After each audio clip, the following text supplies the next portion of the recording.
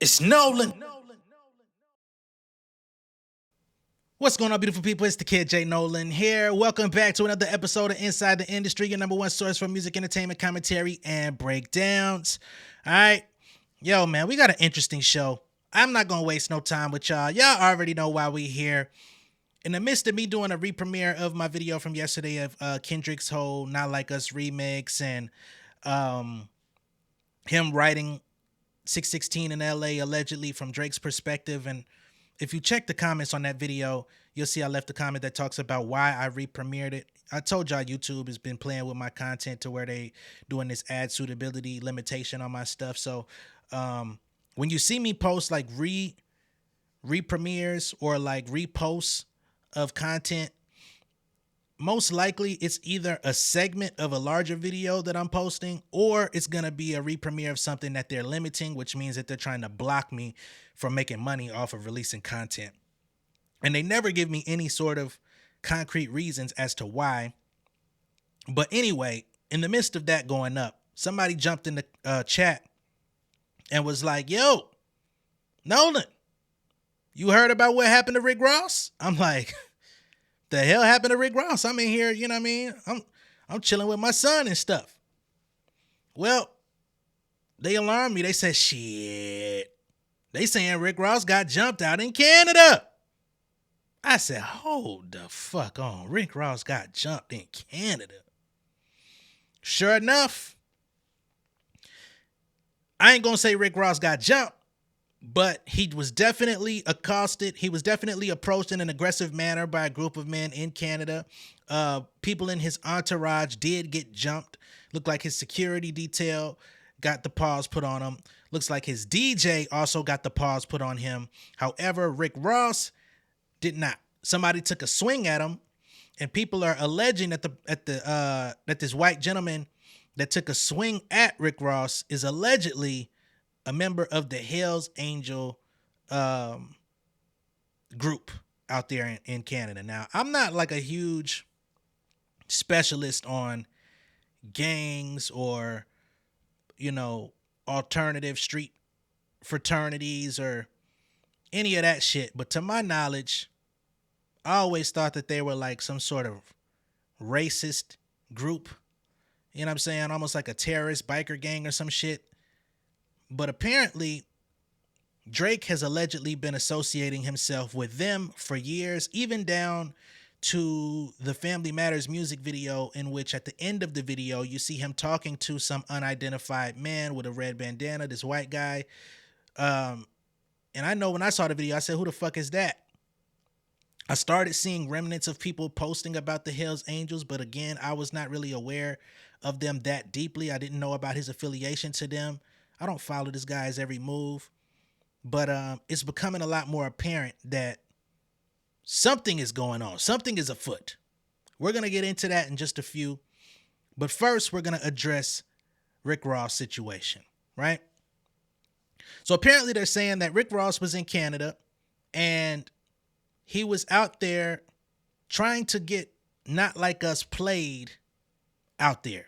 And when this video hit the net, you can see that this altercation is happening in the midst of the DJ playing They Not Like Us. So for everybody that's fucking tired of this song,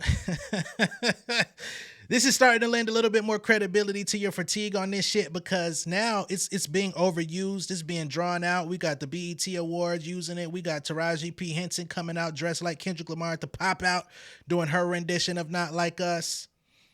We got goddamn Kamala Harris doing skits talking about some goddamn They Not Like Us. We got we got the motherfucking double XL cover with a bunch of mediocre artists on that motherfucker talking about Not Like Us.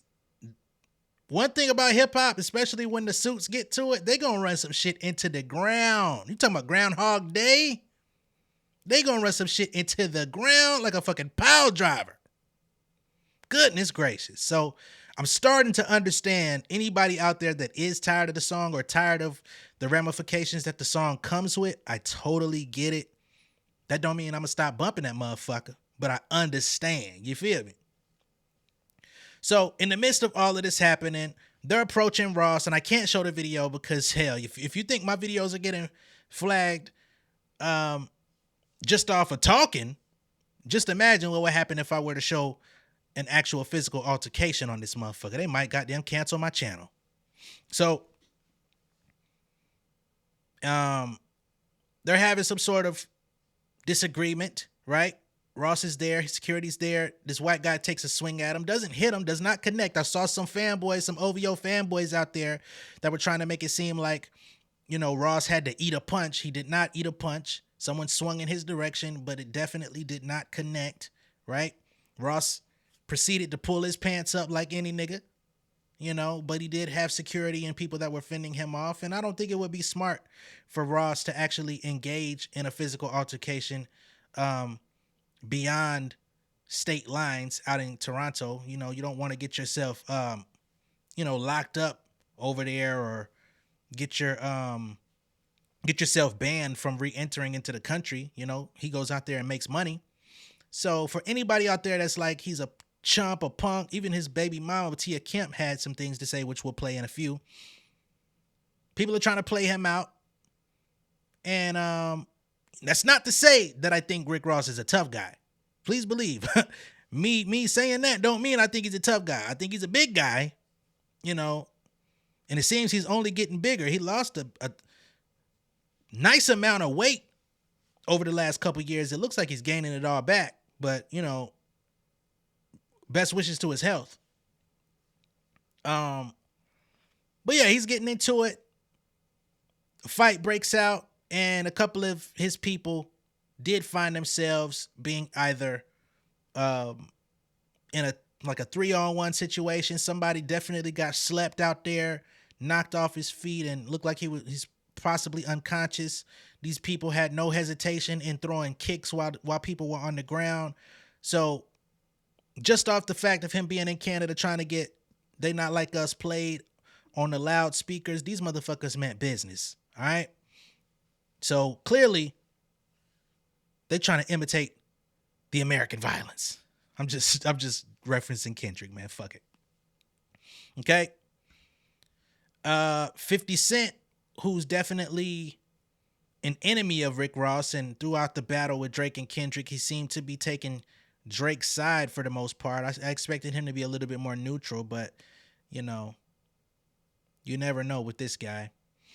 He decided to come out and release a statement of his own, trolling Ross, talking about he hopes that he's safe.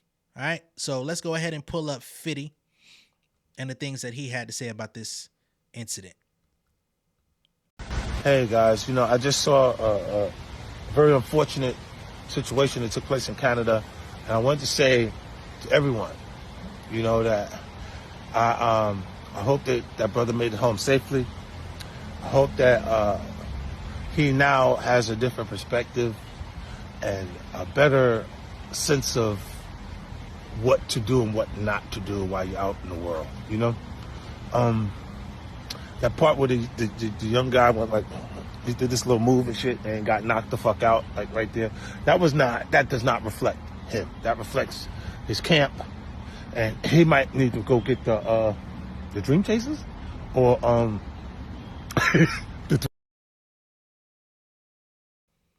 Damn. So 50 is now saying, hey, Ross need to call the Dream Chasers. He even said verbatim, he probably needs to go ahead and call Mika. Not Meek Mill. He called him Mika and say, get the Dream Chasers out there to come to his defense, because he needs a little bit more security and he needs a little bit more help maneuvering out here in the world, especially if he's trying to move in that fashion. Now, we did see some videos of Rick Ross training and trying to throw some punches and boxing and stuff like that not too long ago. He didn't really put that to use out there. But again, I don't really find it funny that he was working in the interest of his own safety. Who goes into a mob of niggas thinking that you finna knock out the entire group? You know what I'm saying? Like, this ain't no TV movie shit. This ain't no fucking Three Ninjas Strike Back type shit. You ain't finna go back to back, you and your homie just knocking motherfuckers out like Rush Hour. But apparently that's what the internet wants to see. The internet wants to see everybody crash out. The internet wants to see niggas make the most asinine, stupid motherfucking decisions, go into a mob of people, get your ass dunked on just so they could laugh at your ass. But if you get out of the fray into safety, they want to laugh at your ass either way. And to be honest, we've seen 50 Cent in multiple altercations as well. I'm not saying that he's afraid or anything like that. But even with 50 being in certain situations, he has a team of people that have jumped in front of him. You know what I'm saying? He might yell, try to move people out the way, stuff like that. But we haven't seen actual footage of him just going up and just jumping in no melee of shit. We've heard about him swinging and knocking folks out behind the scenes, but not in these types of public incidents, right?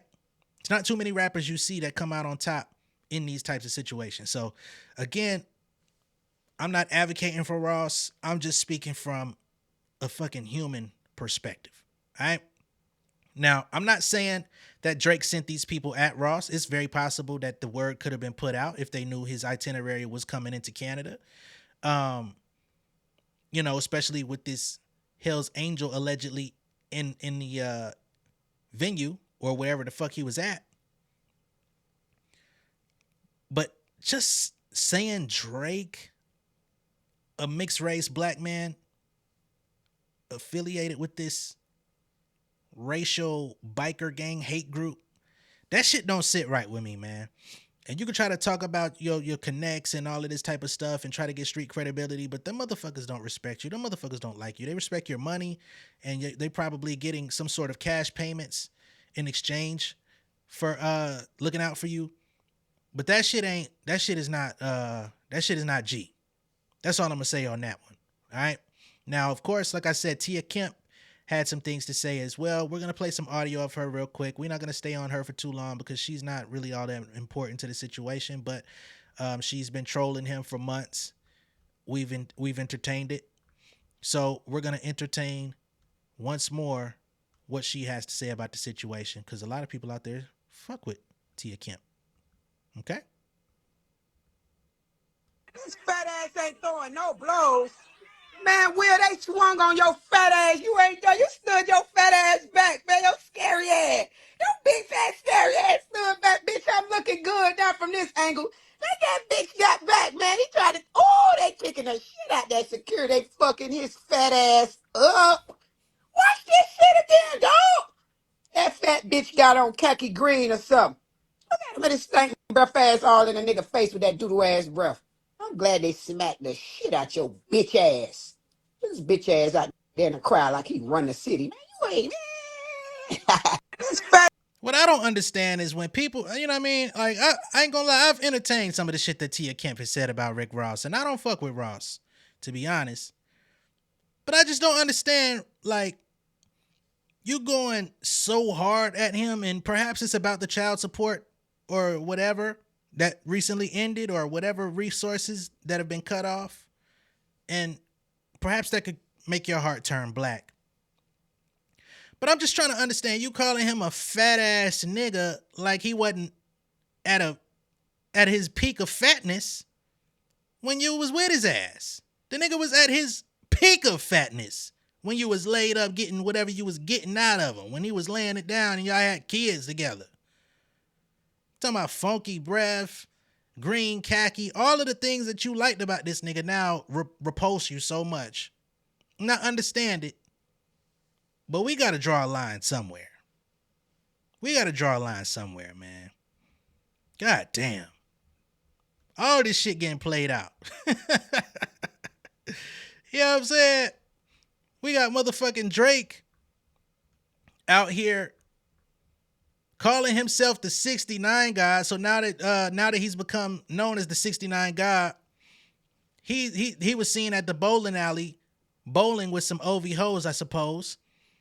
And his name on the screen was 69 guys. So he's embraced it. He's taking a negative and trying to troll it into a positive. Furthermore, Drake found himself on somebody's fucking kick stream. They say he was on Trainwreck's Kickstream, who I don't even know who Trainwreck is. I don't be following a lot of these streamers. But he says, hey, Pragmatic, can we take it back to 2022? Can you backdoor Eddie? Don't know who Eddie is. Like Spotify backdoored the streams for that one song from that one guy.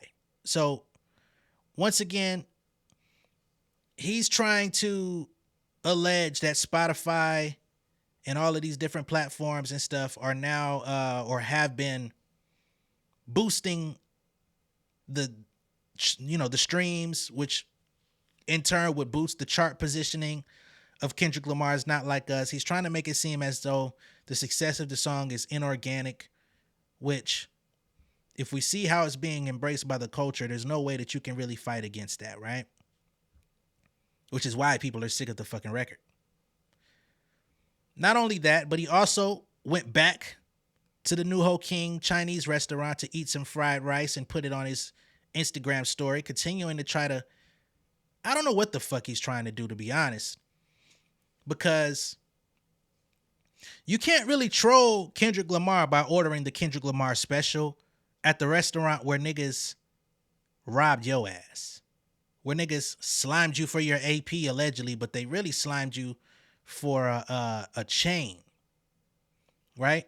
At the height of the battle, when Kendrick Lamar brought up New Ho King, we actually talked about the incident that happened, and Drake allegedly called police, which I don't expect somebody that got robbed, especially somebody at Drake's status, to call the police being robbed. But when you try to put out this image like you're some street guy or you're some sort of war general, as you tried to allude to in The Heart Part 6, if that's really the case, why'd you call the folks? Right? When somebody robbed you, why were you not alert? Why was you not on point? Why were you not ready? Then you want to start rapping about ever since that happened, I ain't never been caught lacking and all this type of stuff. Boy, cut the shit out. You know what I'm saying? What? Cut the shit out. If you got to seek protection from a group that without your money and fame would effectively mark your ass out, that don't sound like a general to me. But you know, it is what it is, fam. Tell me you're cheesing.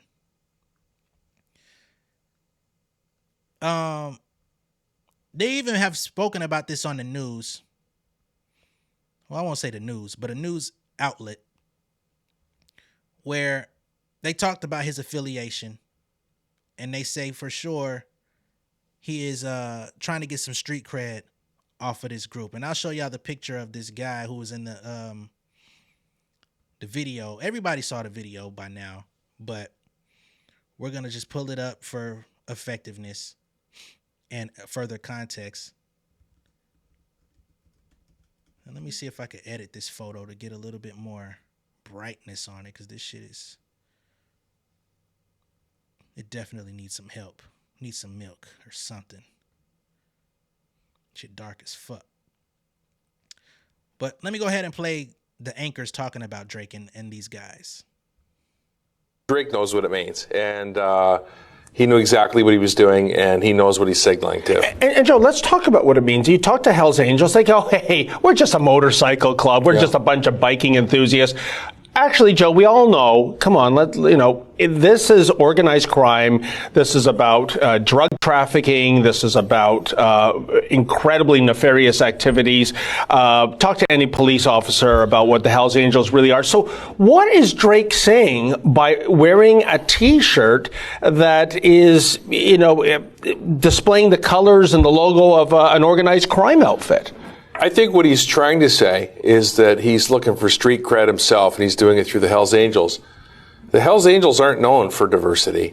And you know what I mean? So I don't understand it. I guess he can't wear he tends to lean towards the Bloods. He wears red most of the time. Okay. Even at a Blue Jays game, you'll see that he'll have something red, or he'll wear the one that they wear on Canada Day.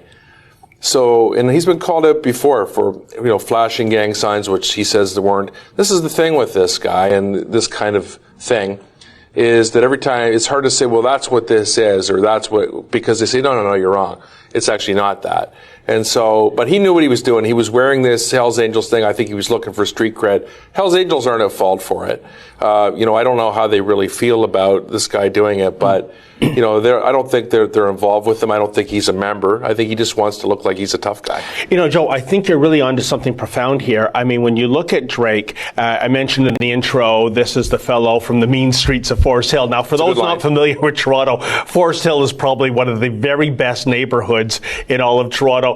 That's where he grew up. Yeah, it's the absolute opposite of straight out of Compton. And I think for street cred, I think because of the rap hip hop culture, it's important that you have this really badass person. All right, so that's what they had to say about the situation. Clearly, it don't sound like he's the big dog on campus.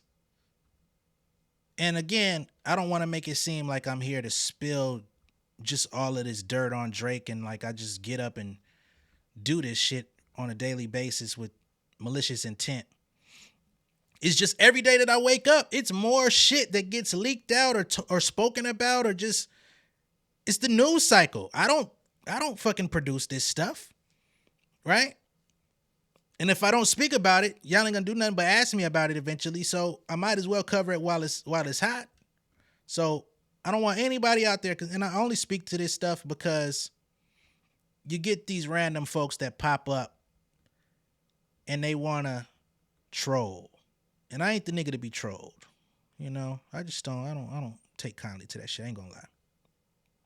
So this is the guy from the Family Matters video that everybody was trying to figure out what's the deal with this guy. Who is he? What is his significance of being in this video?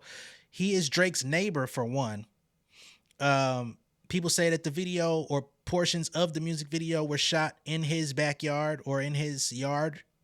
People have alleged that young lady whose photo is plastered on those posters are his daughter. I think that's a load of horse shit. The actual young girl who was on that poster looks nothing like his daughter. I'm not going to pull his daughter up because she's a child. And I have no interest in exposing children at this time. You know what I'm saying? It's just like, why? You know what I mean? It has no... If it was something of grave importance, cool, but nah. So this is the guy. He's been identified as Andrew Kernew, right? And I'm not going to stay on this too long. We're only going to make reference of it for additional context for anybody that hasn't looked deeper into this. I'm sure What's the Dirt, when he does his Family Matters breakdown, which is, I think, supposed to be his next video, I'm sure he'll get all the way into this and break this down even further. He's from Canada. I'm sure he has more information about what they have going on. But this guy, Andrew Kernew, right? They say he's a bridal path multimillionaire. And apparently a few years ago, he was fighting to prove that he was being wrongfully convicted of gun and drug crimes. Okay? They say Andrew Kernew's 11-year legal fight to prove, and this was in 2018 when this article was released. Legal fight to prove he was wrongfully convicted of gun possession and other crimes moves into a Toronto courtroom where the flamboyant Rolls-Royce driving multimillionaire hopes to finally clear his name. He might not get that chance, however, if a judge agrees to the defendant's request to halt the potentially sensational case featuring allegations of police corruption, planted evidence, and a trial tainted by fraud and dishonesty. All right? He was suing a criminal lawyer by the name of Aaron Maney for the way he represented him in the 2000s when Kernew was a legal aid client before he was a philanthropic venture capitalist with a chain of dental clinics, a 4-acre bridal path estate, and rich, powerful, and famous friends. And I believe he gained access to a lot of this due to marrying his now wife, who is in the dental profession, to which they opened up like a franchise or a string of companies and things related to dentistry. Okay? So after gaining status, they say he's now known since being in prison. He's served 9 years in and out of prison. They say he's best known for throwing extravagant parties such as an engagement bash with the Ferris wheel tiger and a human sushi tray that he hosted for his good friend Jeremy Bieber, who happens to be Justin Bieber's father. Besides the Biebers, neighbors Conrad Black and Barbara Amiel were among the eclectic mix of partygoers, and in recent years, Drake has been spending quite a bit of time with him. Okay? Now they say the complicated legal dispute heading to court began when Curnew was 21 and police charged him with dangerous driving and gun possession. At the time, he was operating a store on Lakeshore Boulevard, where he was selling t-shirts and other clothing products licensed by the Hells Angels organization. Curnew maintains that the arrest in 2002 and subsequent arrests and other charges were part of a coordinated police effort to pressure him into becoming an informant. Okay. Now, this lawyer that he hired to fight those charges at the time did not believe his theory and did little to advance his theory in court. That was basically saying he was wrongfully, charged. Even his lawyer didn't believe the shit. Lawyers are supposed to fight for your ass. So he was convicted of 13 gun, drug, and domestic assault charges in 2005, according to his statement of claim, which was filed 2 years later. Okay. So, at best, we know that this guy has some sort of criminal history and connection, right? And a lot of these people that find themselves with riches and stuff like that, they can cover up who they are, but a lot of them, they may say they're reformed. They don't change. They just find smarter ways to cover it up. They become pillars in society. They open up charitable organizations. But a lot of that shit comes crumbling down. Oh, excuse me, I just coughed. You know? So, there's that.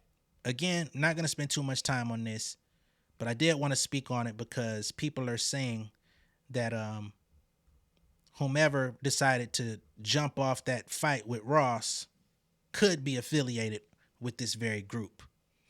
And Drake has been seen wearing their actual merchandise in multiple occasions. It's really quite weird.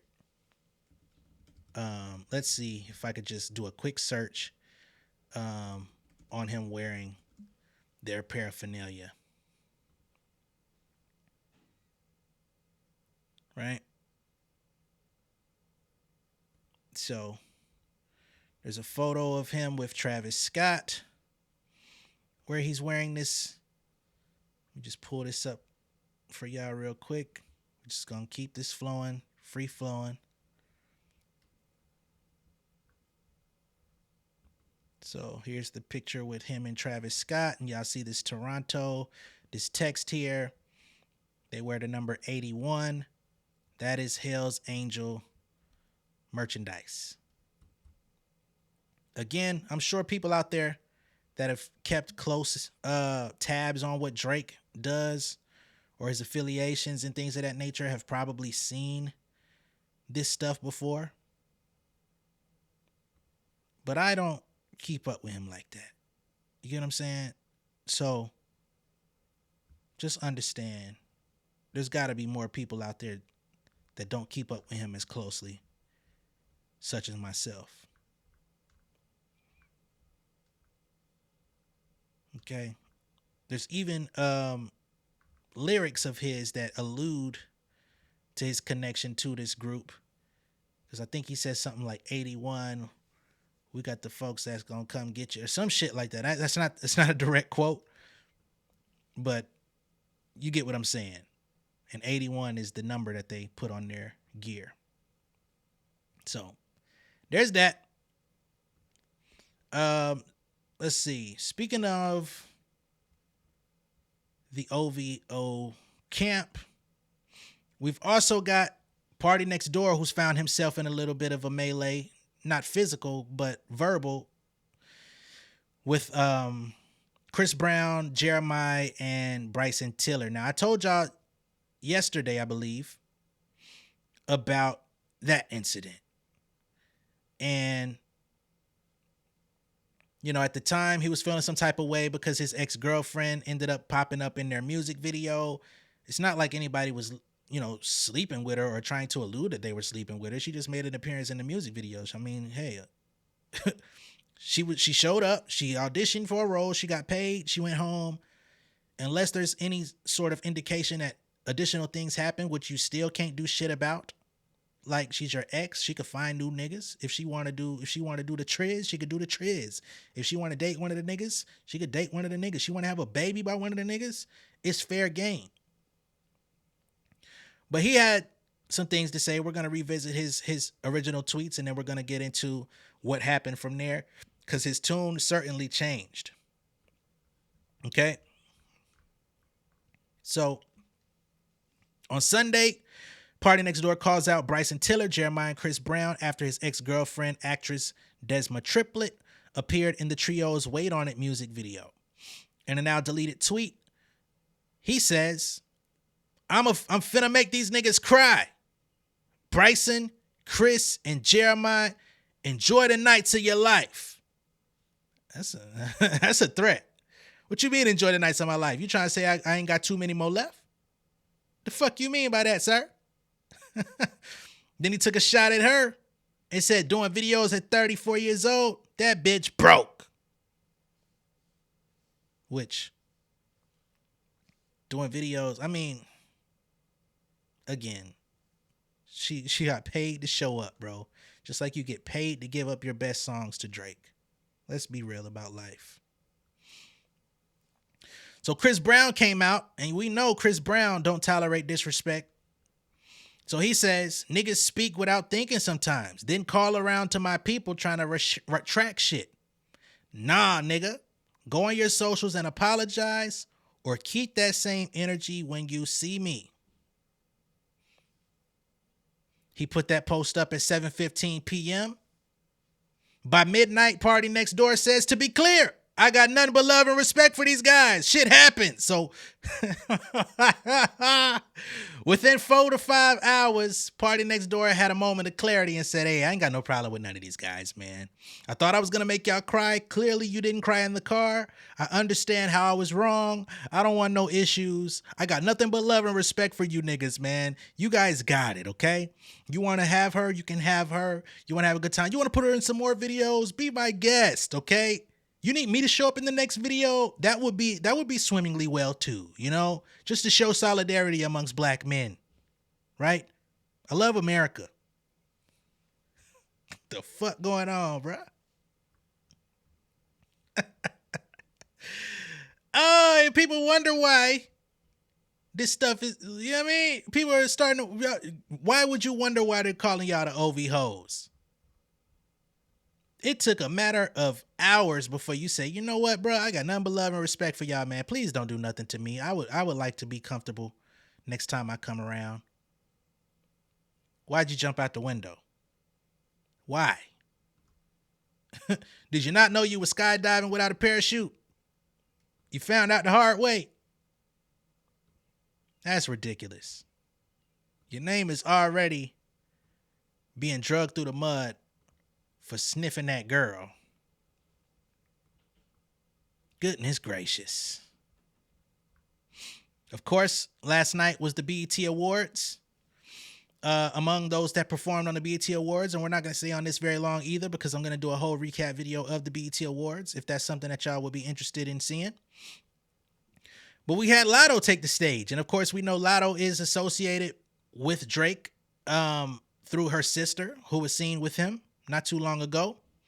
And people are now speculating whether or not Drake is ghostwriting for Latto. She performed a new song, and I must say the cadence and word choice, the diction in this new song that she premiered last night closely resembles stylistically something that Drake would write. I'm not saying that he wrote it. You know, perhaps she wanted to get deep and was like, you know what? I'm going to study his rhyme patterns and cadence, and I want to do something deep. I'm going to go off of this. This will be my blueprint. So she goes up and performs this record.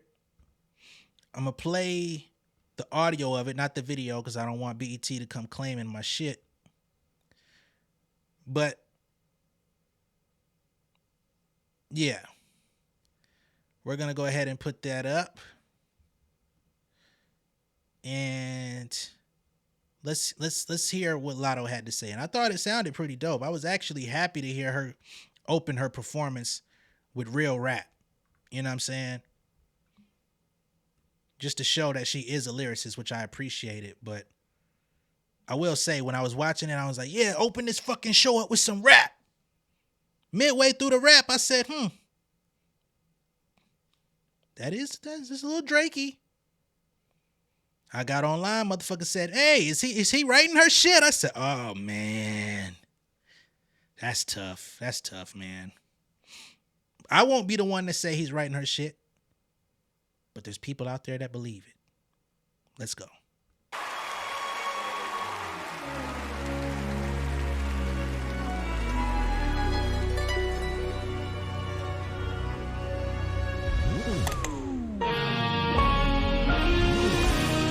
Rap game, I always had desire to try myself. Things wasn't perfect at home, but I could still lie to myself. Smile in my mama's face and then I go cry to myself. Other than talking to Brooke, I used to just hide how I felt. Knew I was destined to be somebody with diamonds and wealth. Not one of these bitches that they sign and then slide on the shelf. I'm just trying to sip a little wine in the rose garden. Be in a silk robe, indulge in aromatherapy. You hoes sick in the head, y'all need to go to therapy. I'm trying to decompress and terse with essential oil. Latto getting spoiled cause she thicker than engine oil. You evil-eyed bitches got me saging the whole room. You aging in the face, but whatever, that's old news. The crown is coming home soon, I sit on the throne soon. And to the next girl with dreams of making some bold moves. The love they never showed me is love that I show you. Cause I'm a real southern bitch and I told you. Gold tooth, gold hoops, and soul food. Yeah, everything I'm saying is so true. Shout out to myself, I don't play about us. I do this for me and everything that I was. BT, big shout out for me. Big shout out to me. I don't play about us.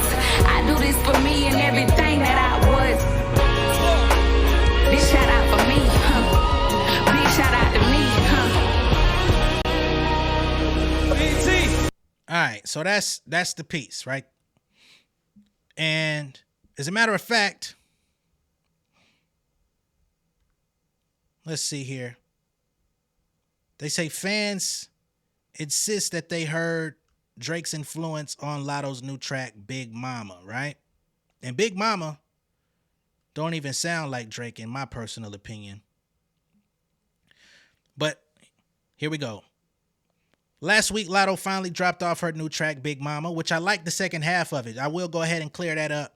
I wasn't big on that. What you gonna name my birthday? And my birthday. But the second half of the record where she start rapping, I thought that shit was hard. I would have liked a full version of that, right? But we'll keep going. Last week, Latto finally dropped off her new track, Big Mama, following weeks of teasing. So far, the summer-ready single has listeners impressed. Some have even started to draw comparisons between the Atlanta-born performer and other artists, namely Drake. Fortunately, she appears to have taken this as a huge compliment. Yesterday, she took to social media to respond to one user who shared a snippet of her songwriting. Drake's influence in the culture is unmatched. Latto came back and said, Drake, the GOAT. She replied simply, making it clear that she was nothing short of flattered. While most agree that they can hear at least a bit of Drake on the record, others are comparing her to 21 Savage, Travis Scott, Future, and more. Regardless, she doesn't appear to mind, and neither do her fans.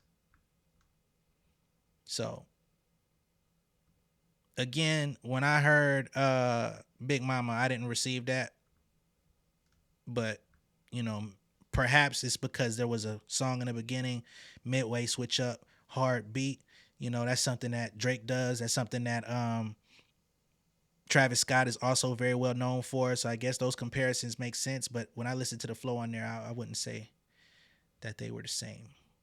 But this song that she performed at the BET Awards, certainly influenced by Drake. If he has no physical help she definitely been listening to For All the Dogs Scary Hours edition. Okay? Can't catch a break, man. All right. So I believe that is my show for this one. Let me just go here and check, because sometimes I be missing shit and then I have to clean it up on the way out. I think that's everything. I don't know if Ross has put out any statement about being approached by these gentlemen out in Canada.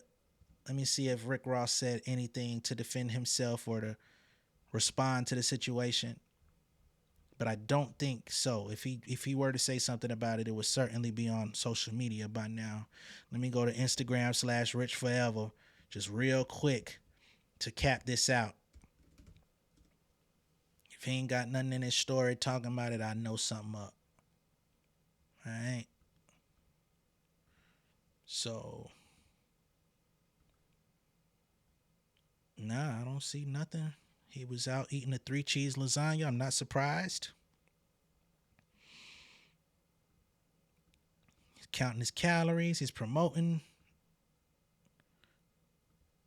Okay. He's showing off some Louis Vuitton shoes. And, okay, I see him in the outfit that he had on last night. LV. And no mention of it. Looks like he's back traveling, but I don't see anything that he's saying of substance. Let's see. He's laughing. So he just put up a story of him laughing. Nothing to be seen there.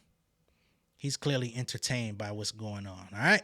Much love and respect. I'll catch y'all a little bit later. Be sure to like and share this video. If this is your first time seeing me on YouTube, go ahead and subscribe to the channel. Become an insider. So much better on here than the outside. I'm trying to tell y'all. We on that road to 13K. As of this recording, we're at 12,769. Shout out to all the insiders. Shout out to all the mega insiders that have been joining the members. Shout out to everyone that supported the album, Southside Nolan. Shout out to everybody that's contributed to the financial growth of this channel, whether that be through Cash Apps or Super Chats or whatever. All of it, you know, is greatly appreciated, especially with YouTube playing with my content. This shit gets weird over here. You know, I get tired of complaining about this shit, but I want to tell y'all why certain moves get made with this channel, because niggas be acting weird to me. All right? I'm going to catch y'all on the next one. Hopefully we can get some more content out for y'all before the day's out. Much love and respect, y'all. Peace. King of my city and cul-de-sac. Coming out swinging like soldier rag. Leading my people like quarterback. Boy, I study this shit, I'm an almanac. Had to get up and grind. Knowledge is booming, I'm here to apply. Came with the chip and the dip, it just single the mind. We finna do more than survive. I need my check. Spinning the block for the Gouda. We hitting the jeweler to flood out the net. We don't do beef on computers, I'm straight out the sewer. We come when you rest. Niggas be looking perplexed, so keeping my foot on their neck. No map, I trust my gut for the quest. With drama, I'm fully abreast. I was ready for years and they doubted me. All of a sudden they tell me they proud of me. I've been dropping these haters like calories. Cross them out, I came back with some boundaries. Stand for my honor, but too raw, no gunner. Packing the stick with a drummer. Wanna catch my bad, won't fumble. I done came too far to be humble.